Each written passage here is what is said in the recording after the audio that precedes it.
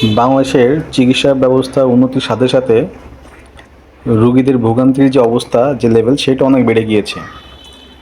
হ্যাঁ, গতকালকে একটা নিউজ দেখলাম, সেটা হচ্ছে যে আপনার পাবনাতে একটা হসপিটালের নাম হচ্ছে পিবিসি হসপিটাল। ওইখানে এক পেশেন্ট, মহিলা পেশেন্ট, তার হচ্ছে হার্নিয়া রোগে আক্রান্ত। তার হার্নিয়া রোগে একটা অপারেশন হবে। তো ওনাকে যখন অপারেশন নেওয়া হইলো, হওয়ার পরে ডাক্তার যেটা করলো সেটা হচ্ছে যে তার পিত্তথলির পাথরের অপারেশন করলো। তো ওনাকে যে অপারেশন থিয়েটারে ঢুকানো হয়েছিল, সেই অপারেশন থিয়েটারে অন্য এক ব্যক্তির পিত্তথলির অপারেশন হবে সেই ফাইল রাখা ছিল। সেই ফাইল দেখে ডাক্তার এই মহিলার অপারেশন করে ফেলছে এবং এই মহিলার জীবন যায় অবস্থা।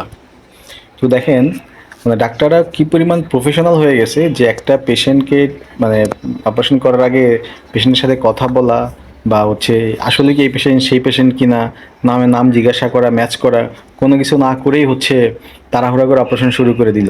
কেন শুরু করছে জানেন? আমার যেটা মনে হয় তার হয়তো আরও 3-4টা অপারেশনের শিডিউল ছিল। মানে ব্যাপারটা এখন এরকম হয়ে গেছে ডাক্তারদের কাছে, একটা রুগীর অপারেশন এগুলো হচ্ছে কি, মানে জাস্ট আমরা যেমন কাজ করি না, আমাদের এই কাজ শেষ করে আরেকটা কাজ করা লাগবে, তারাও এই জিনিসটাকে এই পেশাটাকে ওই লেভেলে নিয়ে গেছে যে আমার এই রুগীটাকে কাটাছেঁড়া করে বাদ দিয়ে আরেকটাকে ধরতে হবে।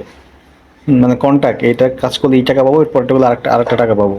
তো এই যে ডাক্তার সাহেব আপনারা যে এই যে কাজটা করলেন, এটা তাড়াহুড়া করে করে একটা লোকের, একটা মানুষের, হ্যাঁ, যে মানুষের রক্তে মাংসে গড়া, আপনার মতনই রক্তে মাংসে গড়া একটা মানুষের সমস্যা হানিয়ার, আপনি সেটার অপারেশন না করে তার পিত্তথলি কেটে পাথর বের করার চেষ্টা করলেন। তার যে লাইফের যে একটা ক্ষতি হইলো, এই দায়ভার কে নিবে? আপনি নিবেন? ধরেন এটা একটা তদন্ত হবে, এর একজন দোষী সাব্যস্ত হবে, আলটিমেটলি লাভ কি? মানে যে ভুক্তভোগী, যার উপর দিয়ে যে এত কিছু গেল, তার তার বেনিফিটস কি? সে কি পাবে? সে তো কিছুই পাবে না। হয়তো আপনি ক্ষমা চাবেন, আপনি সরি বলবেন, অথবা অন্য কারোর উপর দোষ চাপাবেন, কে এখানে ফাইলটা রেখে গেছিল, এটা তার দোষ, ওয়ার্ড বয়ের দোষ, অন্য ডাক্তারের দোষ। এসব করে তো লাভ নেই ভাই।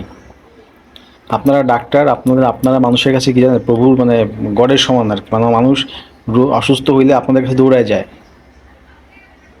ভাবে যে আপনাদেরকে দেখাইলে সুস্থ জীবন ফিরে পাবো। আর এখন একটা ডক্টরকে দেখাইতে গেলেও 500, 1,000 টাকার নিচে কোনো ভিজিট নাই। তো সাধারণ মানুষ তো মানে জীবনযাপনই করতে পারে না, যেখানে ডাক্তার এত টাকাতে ডাক্তার দেখাবে কিভাবে? তারপরেও আপনাদের কাছে যাওয়ার পরে, চিকিৎসা নেওয়ার পরে যদি এরকম ভুলভাল চিকিৎসা করেন, তাহলে সাধারণ মানুষরা যাবে কই? আমরা যাবো কোথায়?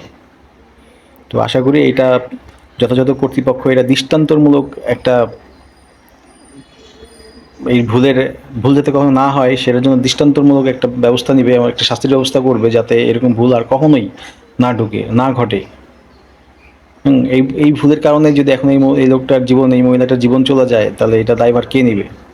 আসলে বাংলাদেশে এরকম কোনো মানে ব্যবস্থা নাই যে ডক্টররা ভুল করলে এটা লাস্টে কিছুই হয় না, কিন্তু পেশেন্টরা কিন্তু যায় কি আপনাদের কাছে ভালো সুস্থ হওয়ার জন্য যায়। তো ঠিক আছে বন্ধুরা, সবাই ভালো থাকবেন।